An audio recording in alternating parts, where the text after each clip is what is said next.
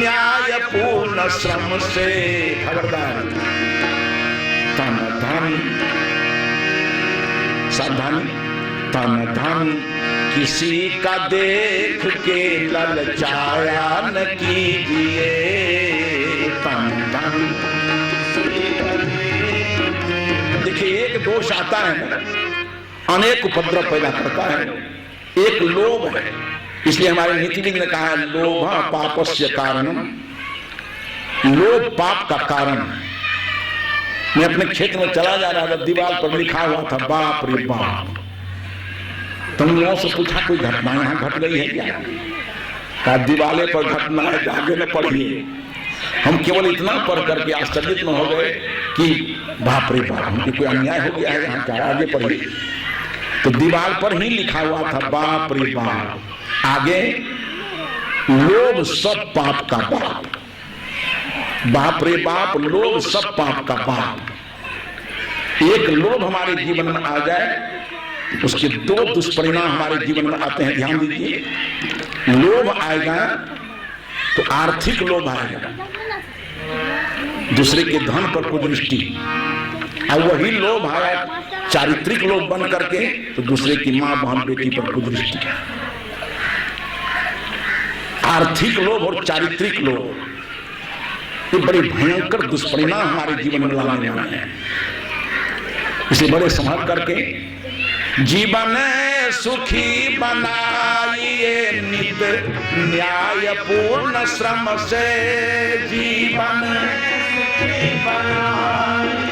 नित न्याय पूर्ण श्रम से। तन धन किसी का देख के ललचाया न कीजिए। तन धन, आगे ध्यान दें, अपने अपने जीवन की महिमा गरिमा पर ध्यान दें कि मानव जीवन क्या है। समग्र शास्त्रों ने कहा, मनुष्यों ने कहा कि मानव जीवन कल्याण की भूमि है। मानव जीवन योग जीवन है। भोग जीवन तो और है, घोड़े बतेरे। मानव जीवन योग जीवन है। मानव जीवन सर्व कल्याण की भूमिका है। इसी गोस्वामी तुलसी ने कहा कि नरतन पाए विषय मन देही, पलट सुधाते सठ विसलेही। नरतन पाए विषय मन देही। मानव जीवन विषय भोग के लिए नहीं है, मानव योग के लिए है, साधना के लिए है, कल्याण के लिए है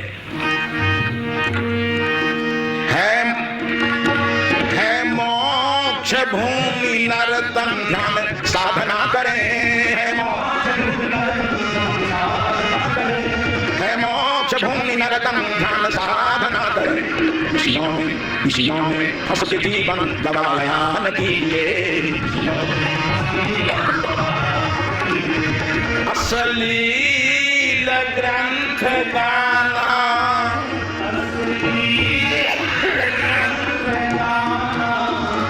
गाया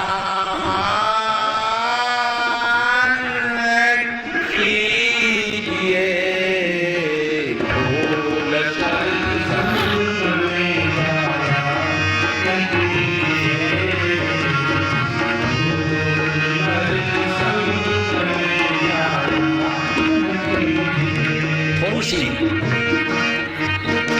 दार्शनिक झलक इस भजन के बीच की पंक्तियां। दुनिया के अधिकांश दार्शनिकों में, यहाँ तो जड़ाद्वैतवाद यहाँ है, चेतनाद्वैतवाद यहाँ है, एकात्मवाद यहाँ है, अनेकात्मवाद यहाँ है। इन अधिकांश प्रज्ञावान विद्वानों ने इस संसार को अनादि अनंत कहा। खास करके सांख्य दर्शन के प्रणेता महर्षि कपिल ने कहा कि प्रकृति पुरुषं चैव विध्यनादि वापि। ये प्रकृति पुरुषात्मक जगत अनादि अनंत और सृजित है, इसलिए कि प्रकृति अपने गुणधर्म से अलग है, पुरुष अपने गुणधर्म से अलग है। न प्रकृति का कारण पुरुष बन सकता है, न पुरुष का कारण प्रकृति बन सकती है।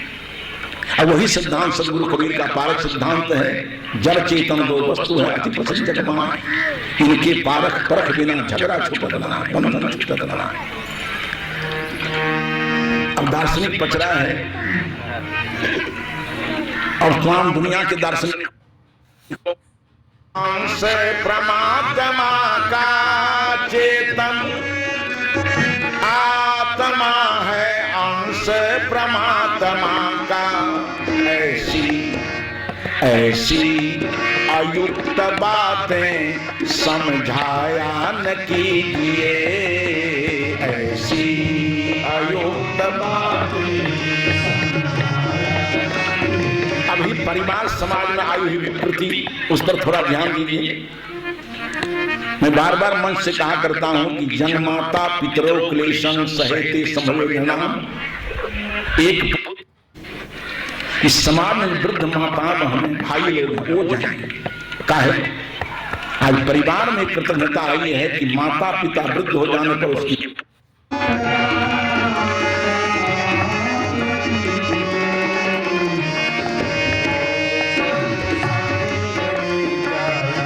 भजन की एक एक कड़ी हमें कर्तव्य बोध दे रही है। जिस देश की धरती पर जन्म लिए हैं, खाए हैं, खेले हैं, पढ़े हैं, लिखे हैं, आरक्षण लेकर के समग्र विकास कर रहे हैं।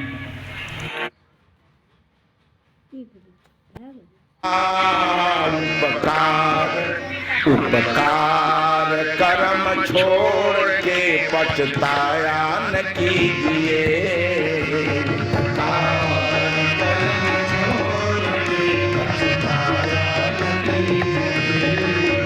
अश्लील ग्रंथ गाना, अश्लील ग्रंथ गाना गाया न कीजिए, भूल कर कुसंग में जाया न कीजिए, भूल कर कुसंग में जाया न कीजिए। कम किया समाज के साथ अन्याय खत्म भाई।